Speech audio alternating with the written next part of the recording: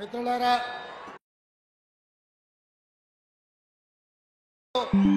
బలరాం నాయక్ గారు, వేదిక మీద ఉన్న శాసన సభ్యులు,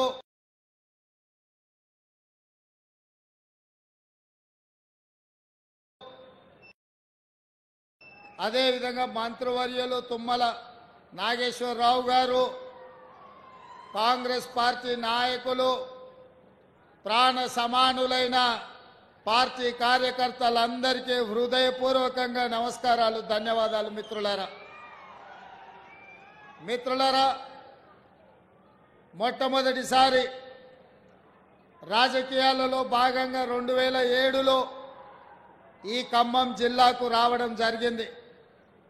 దాదాపుగా ఈ 18 సంవత్సరాలలో ఏ రోజు ఎప్పుడొచ్చినా, ఎట్లొచ్చినా, ఎంత కష్టాలలో వచ్చినా ఖమ్మం జిల్లా యువకులు, మా మిత్రులు వేలాది మంది వచ్చి ఇక్కడికి అండగా నిలబడి మీ గుండెల్లో పెట్టి చూసుకుంటున్నందుకు మీకందరికీ మనస్ఫూర్తిగా ధన్యవాదాలు. మిత్రులారా,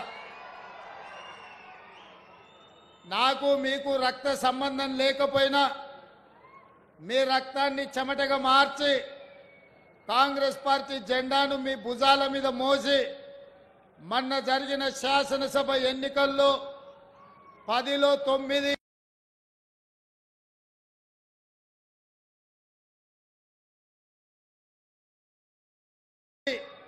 అసెంబ్లీలు గెలిపించి ఈనాడు ఇందిరమ్మ రాజ్యం కాంగ్రెస్ ప్రభుత్వాన్ని ఖమ్మం జిల్లాలో ఉండే కార్యకర్తలు ఏర్పాటు చేసిండ్రు. వారికి మనస్ఫూర్తిగా నేను ధన్యవాదాలు తెలియజేయదలుచుకున్న. మిత్రులారా, సూర్యుడు ఎట్లయితే తూర్పున ఉదయించి ప్రపంచానికి వెలుగునిస్తాడో, తెలంగాణకు కూడా భద్రాచలం, మనుగూరు, ఖమ్మం జిల్లా ప్రాంతం తూర్పునే ఉంటుంది. ఇవాళ ఇందిరమ్మ ఇండ్ల పథకాన్ని భద్రాచలంలో శ్రీరామచంద్రుడి ఆశీర్వాదం తీసుకొని ప్రారంభించి ఇవాళ ప్రజా దీవెన సభ మన మనుగూరులో పినపాక శాసనసభ నియోజకవర్గంలో పెట్టి వేలాది మంది ఇక్కడికి తరలి వచ్చి తెలంగాణ రాష్ట్రానికి అటువైపున బీఆర్ఎస్, బీజేపీ నాయకులను ఖబర్దార్ బిడ్డలారా, తెలంగాణ రాష్ట్రంలో కాంగ్రెస్ జెండా ఎగరేస్తామని మీరందరు ఇక్కడికి వచ్చినందుకు మనస్ఫూర్తిగా అభినందిస్తున్నా. మిత్రులారా, మీరు ఆలోచన చేయండి.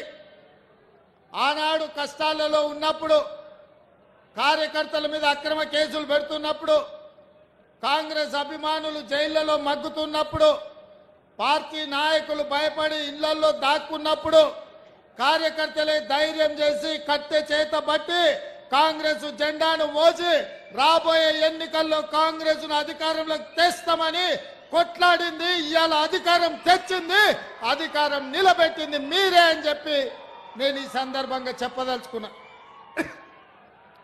మిత్రులారా, సెప్టెంబర్ 17, 2023 నాడు శ్రీమతి సోనియా గాంధీ గారు రంగారెడ్డి జిల్లా తుక్కుగూడలో రాజీవ్ గాంధీ ప్రాంగణంలో 6 గ్యారెంటీలను తెలంగాణ సమాజానికి అభయస్థ రూపంలో మాటిచ్చింది.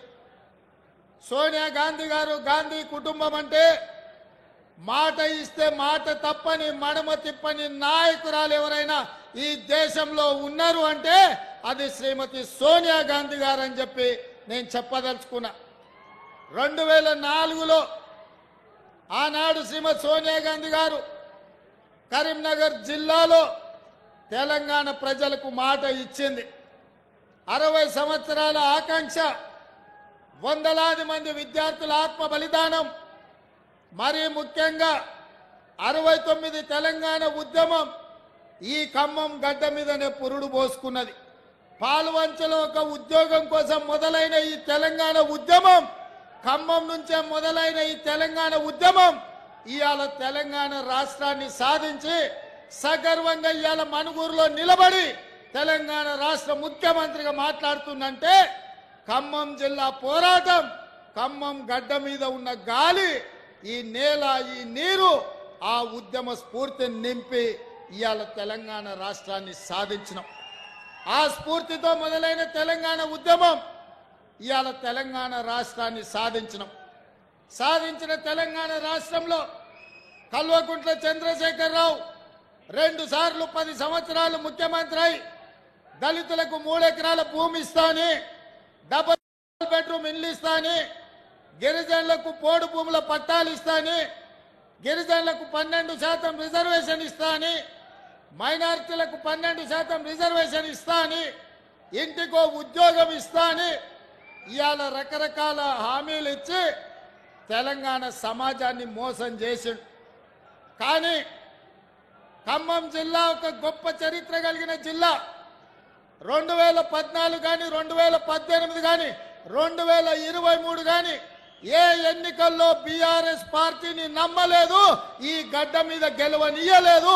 బీఆర్ఎస్ ను గడిచిన 3 ఎన్నికల్లో 100 మీటర్ల గోతి తీసి పాతి పెట్టిన జిల్లా ఏదైనా ఉందంటే ఉమ్మడి ఖమ్మం జిల్లా.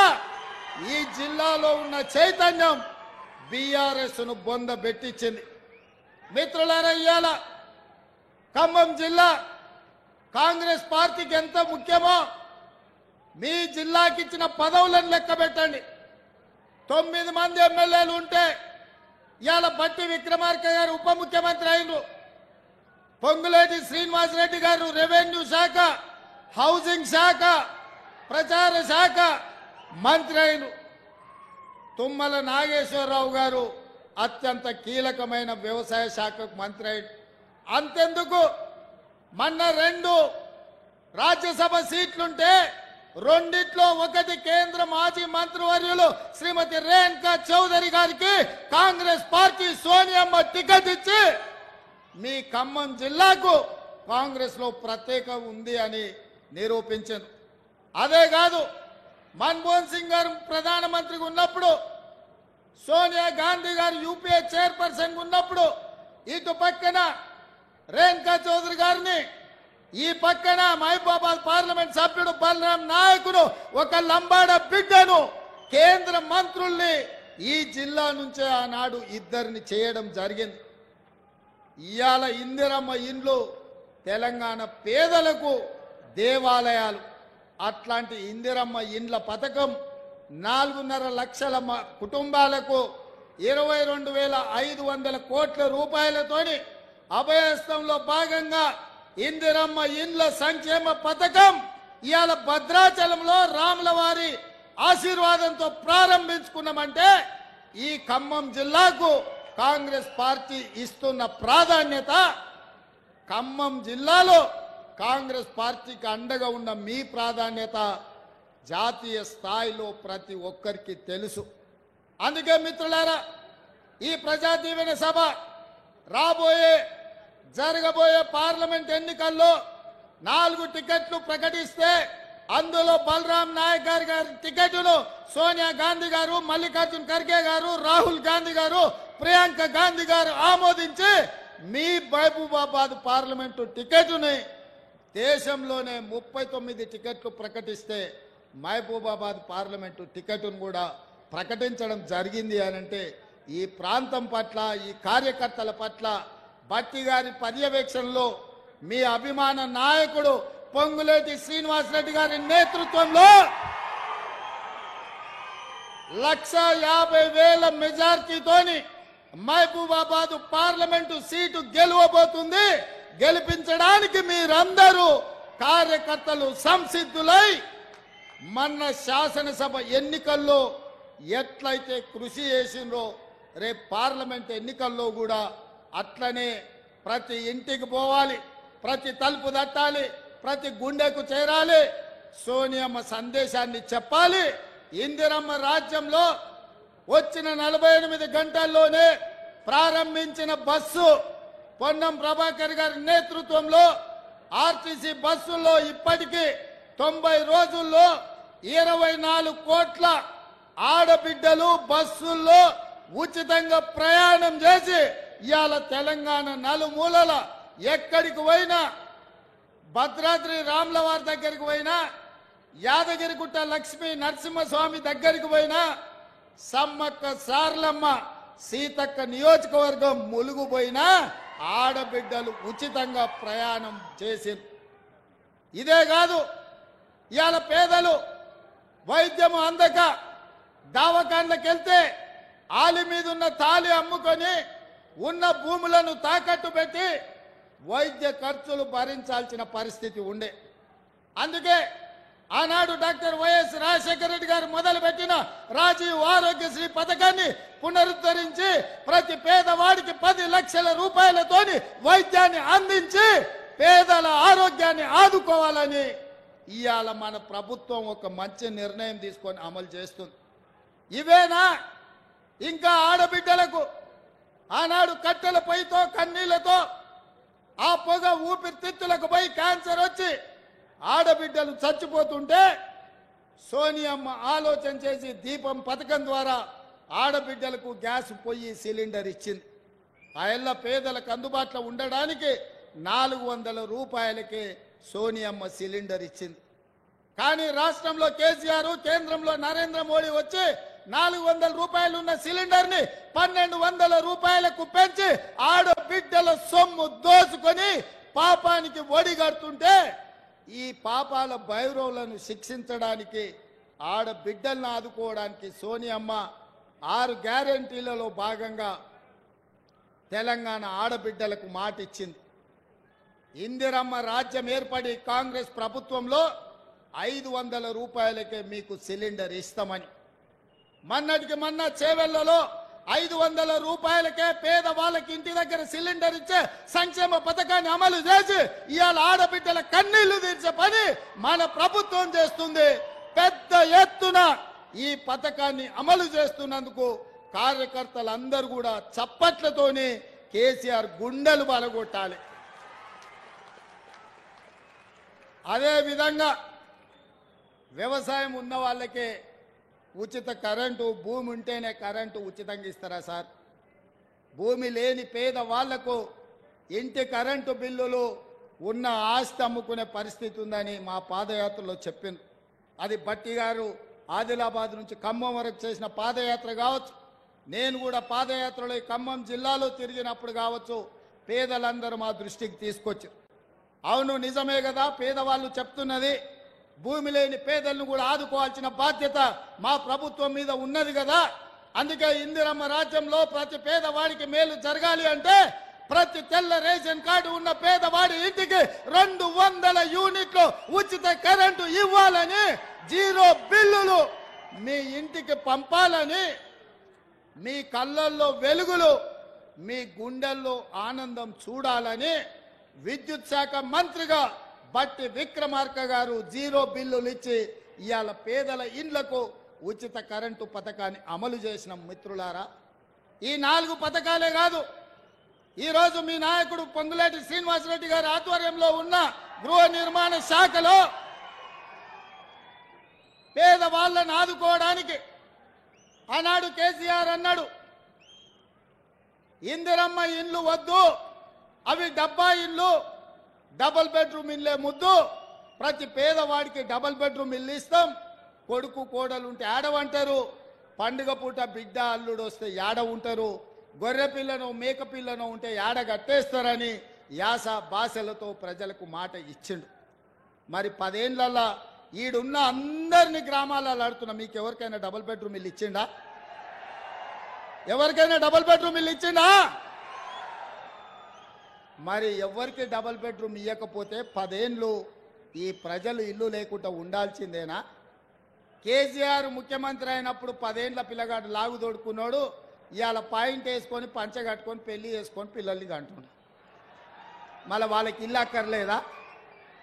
అందుకే ఇవాళ ఇల్లు లేని పేదవాడికి, పెళ్ళైన ప్రతి పిల్లవాడికి ఇందిరమ్మ ఇల్లు ఇవ్వాలని 4.5 లక్షల ఇండ్లు 22,500 కోట్లతోటి ఇవాళ భద్రాచలంలో మీ పేదోళ్ళని ఆదుకోవడానికి, మీ పేదల ఆత్మగౌరవంతో బ్రతకడానికి మీ ఇల్లు మీకుండాలి, మీ ఇంటి ముందల మీరు కూర్చేసుకొని కాళ్ళ మీద కాలేసుకొని కూర్చోవాలి అని ఇవాళ ఇందిరమ్మ ఇండ్ల పథకాన్ని ఇవాళ మీ ప్రాంతంలో ఖమ్మం జిల్లాలో ప్రారంభించిన మిత్రులారా.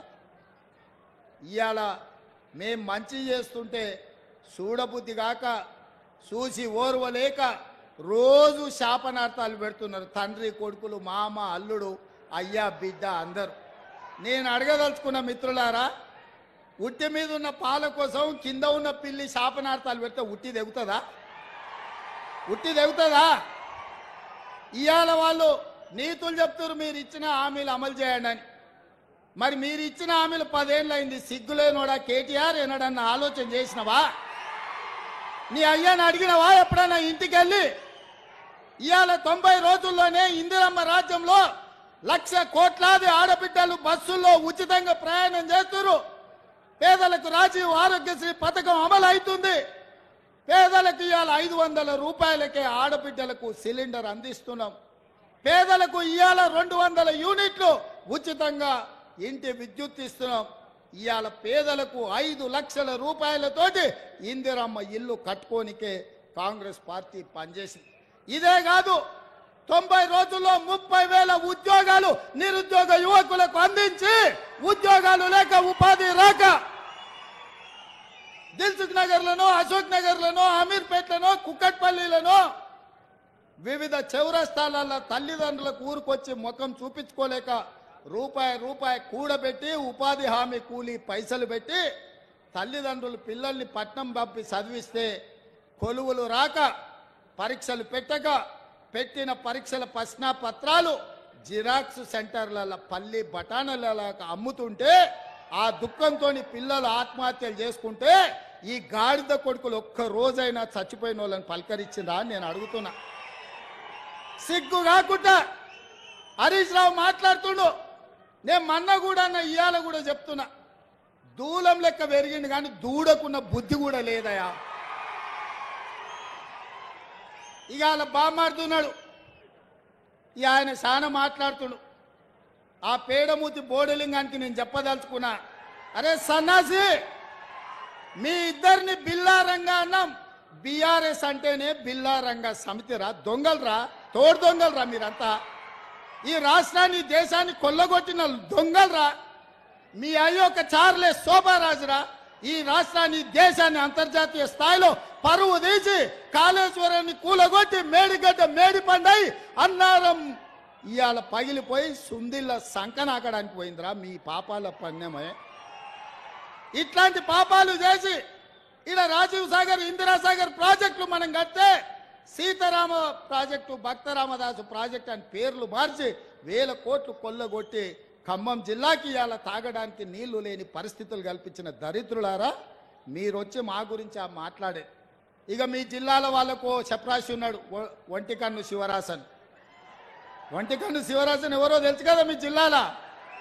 మరి ఇప్పుడు ఆయన ఏడున్నాడు, అంతకుముందు నీలిగిండు, మన వాళ్ళ మీద కేసులు పెట్టిండు ఇవాళ. అందుకే మిత్రులారా, మీరు ఆలోచన చేయండి. బీఆర్ఎస్ బీజేపీ కుమ్ముక్కైంది. ఇవాళ వాళ్ళిద్దరు ఒక్కటై కాంగ్రెస్ను ఓడించాలని కుట్రలు చేస్తారు. బీజేపీలు 9 సీట్లు ప్రకటించారు. బీఆర్ఎస్ వాళ్ళు ఆ సీట్లలో అభ్యర్థులను ఎవరిని ప్రకటిస్తలేరు, ఎందుకంటే వాళ్ళు పోయి ప్రచారం చేసుకోవాలి. బీఆర్ఎస్ వాడు కూడా 4 సీట్లు ప్రకటించాడు. ఆడ కూడా బీజేపీ వాడు టికెట్లు ప్రకటిస్తలేడు. వీళ్ళ అవగాహన ఎట్లుందో చూడండి. ఎందుకే నామనాగేశ్వరరావుకి టికెట్ ఇవ్వవా? ఖమ్మం జిల్లాలో ఎందుకో ప్రకటించలేదు? ఎందుకు ప్రకటించలే? నీ పార్టీ దిక్కు లేదా? ఈ పక్కలే మహబూబాబాదుల మాలోతు కవిత గారు మీ సిట్టింగ్ ఎంపీ కదా, ఆమె టికెట్ ఇవ్వవా? ఆమెనెందుకు ప్రకటించలే? హరీష్ రావు అదే విధంగా కేసీఆర్ ఉన్న మెదక్ జిల్లాలో మీకు అభ్యర్థి దొరకలేదా? సంఖ్య నాకుతుండ్రా. మెదక్ జిల్లా పార్లమెంట్ అభ్యర్థిని ఎందుకు మీరు ప్రకటించలే? నిజామాబాద్లో నీ బిడ్డనే పోటీ చేసింది కదా పోయినసారి. ఈసారి నీ బిడ్డకు నిజామాబాద్లో టికెట్ ఇయ్యవా? మళ్ళీ అక్కడి జనాలు బండకేసి కొడతారని నీకు అనుమానం వచ్చిందా? ఆలుగడ్డ శ్రీనివాస్ యాదవ్ మొన్నటి వరకు నీకు మంత్రే ఉండే కదా. సికింద్రాబాద్ మళ్ళీ ఎందుకు ఆయన కొడుకు ఆయనకు టికెట్ ఇయ్యలేదు ఎందుకని నేను అడుగుతున్నా. అంటే ఇవాళ కలిసి కనిపిస్తే తెలంగాణ ప్రజలు చెప్పుతో కొడతారని చీకట్ల ఒప్పందం చేసుకొని ఒకడు అలాయి బలాయి చేసుకొని మోడీ కేడీ కలిసి కాంగ్రెస్ పార్టీ మీద కుట్ర చేస్తారు. ఎందుకంటే తెలంగాణలో ఇవాళ ఇందిరమ్మ రాజ్యంలో అభయహస్తం పథకాలు అమలు చేస్తుంటే 14 సీట్లు స్పష్టంగా కాంగ్రెస్ గెలుస్తుంది. తెలంగాణ గడ్డ మీద కాంగ్రెస్ జెండా ఎగురుతుందని గుర్తించింది కాబట్టే ఇవాళ ఇద్దరు కలిసి కుట్ర చేస్తున్నారు. రోజుకోసారి డాక్టర్ లక్ష్మణ్ అంటున్నాడు ఎన్నికలు అయిన తర్వాత ఈ ప్రభుత్వం ఉండదని. నేను అడగదలుచుకున్న డాక్టర్ లక్ష్మణ్, అయ్యా నీ దగ్గర ఉన్నది 8 ప్రభుత్వాన్ని ఎట్లా ఏర్పాటు చేస్తావు చెప్పని నేను అడుగుతున్నా. అంటే బీఆర్ఎస్ బీజేపీ ఒక్కటై కుమ్ముకై కుట్ర చేసి ఈ ప్రభుత్వాన్ని పడగొట్టాలన్న ఆలోచన చేస్తున్నారు.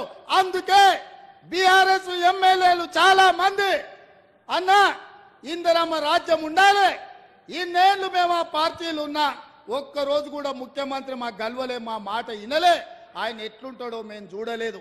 కానీ మీ ప్రభుత్వం వచ్చిన తర్వాత మీ మంత్రులు సచివాలయంలో ఉండరు, మీరు ఇంటికి వచ్చిన కలుస్తున్నారు, సచివాలయంలో కలుస్తున్నారు, పేదల్ని కలుస్తున్నారు, కార్యకర్తల్ని కలుస్తున్నారు, ఆడబిడ్డల్ని కలుస్తున్నారు, అధికారులను కలుస్తున్నారు, సమీక్షలు చేస్తున్నారు, అభివృద్ధి చేస్తున్నారు. 5 ఏళ్లు మీ ప్రభుత్వాన్ని కాపాడే బాధ్యత మాది అని బీఆర్ఎస్ ఎమ్మెల్యేలు వచ్చి అందరు నాకు కలిసి చెప్పిపోతున్నారు. ఒకవేళ నేను అనుకుంటే గేట్లు తెరిస్తే కేసీఆర్ నువ్వు నీ అల్లుడు నీ ఇంటోళ్ళు తప్ప మొత్తం కాంగ్రెస్ పార్టీ కండువ కప్పుకొని ఇందిరమ్మ రాజ్యాన్ని కాంగ్రెస్ ప్రభుత్వానికి అండగా నిలబడతారు. ఇవాళ మన మిత్రుడు వెంకట్రావు గారు కూడా ఇక్కడికి వచ్చి మనకు మద్దతుగా నిలబడ్డాడు. అంటే మేము మర్యాదపూర్వకంగా రాజకీయ నీతిజ్ఞతో ఇవాళ రాజకీయాలు చేయాలనుకుంటున్నాం. మీరు మా ప్రభుత్వాన్ని పడగొట్టాలనే కుట్ర మోడీ కేడీ కలిసి చేస్తే చూస్తూ ఊరుకుంటామని అనుకోకండి. మాకు తెలుసు, లోతు తెలుసు, ఎత్తు తెలుసు, పెడితే ఎక్కడికి వెళ్ళుతో కూడా తెలుసు బిడ్డ మాకు. అనుకుంటురేమో మీరు అల్లా తప్పకు వచ్చిండు అయ్య పేరు చెప్పుకుండాని. బిడ్డ నల్లమల నుంచి తొక్కుకుంట ప్రగతి భవన్ లో బద్దలు కొట్టి నిన్ను బజార్లకు ఇడిచి ఇందిరమ్మ రాజ్యం కాంగ్రెస్ ప్రభుత్వాన్ని తీసుకొచ్చినాం.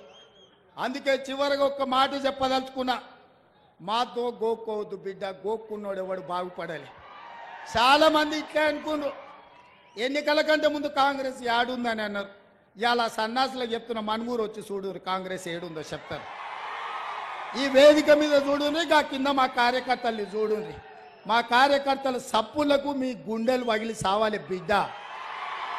అందుకే మిత్రులారా, మా పాయం వెంకటేశ్వర్లు గోదావరి కరకట్ట నిర్మాణాల గురించి చెప్పిండు. మా పాయం వెంకటేశ్వర్లు గోదావరి వరద ముంపు గ్రామాల కుటుంబాలకు ఇండ్ల పట్టాలు ఇవ్వాలి, ఇండ్లు ఇవ్వాలని చెప్పిండు. సీతారామ ప్రాజెక్టుకు సంబంధించి ఇంకా కొంత అభివృద్ధి చేయాలని చెప్పిండు. అదేవిధంగా పులుసుబంత ప్రాజెక్టు నిర్మాణం చేపట్టాలని చెప్పిండు. పోడు భూముల పట్టాలు ఇవ్వాలని చెప్పిండు. ఇంకా చాలా విషయాలు మా మిత్రుడు పాయం వెంకటేశ్వర్లు తీసుకొచ్చిండు. అందుకే మా పెద్దలు బట్టి విక్రమార్క గారికి, పొంగులేటి శ్రీనివాసరెడ్డి గారికి, అదేవిధంగా అన్న ఉత్తమ్ కుమార్ రెడ్డి గారికి ఈ ప్రాజెక్టులకు సంబంధించి అన్ని సవివరంగా సమీక్షించి వీటన్నిటిని చేసే బాధ్యతను కాంగ్రెస్ పార్టీ తీసుకుంటుంది. కాంగ్రెస్ పార్టీ ఇదంతా చెయ్యాలి అంటే మీరందరూ కాంగ్రెస్ పార్టీకి అండగా నిలబడాలి. మీరు ఇచ్చే బలం 1000 ఏనుగుల బలం. ఇవాళ మిమ్మల్ని చూసినాక నాకు 1000 ఏనుగుల బలం వచ్చింది. ఎవడు అడ్డం వచ్చినా పండబెట్టి తొక్కే బాధ్యత నేను తీసుకుంటాం మిత్రులారా. అందుకే మిత్రులారా, మళ్ళా ఎన్నికలప్పుడు వస్తా.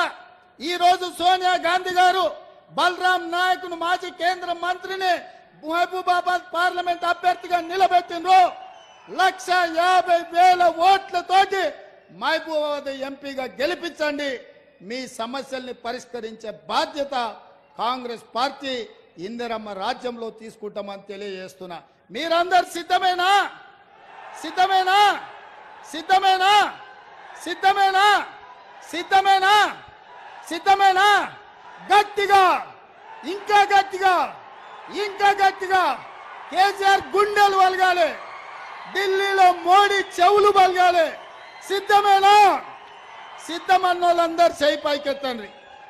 జై కాంగ్రెస్, జై జై కాంగ్రెస్. హస్తం గుర్తుకే, హస్తం గుర్తుకే. ధన్యవాదాలు మిత్రులారా.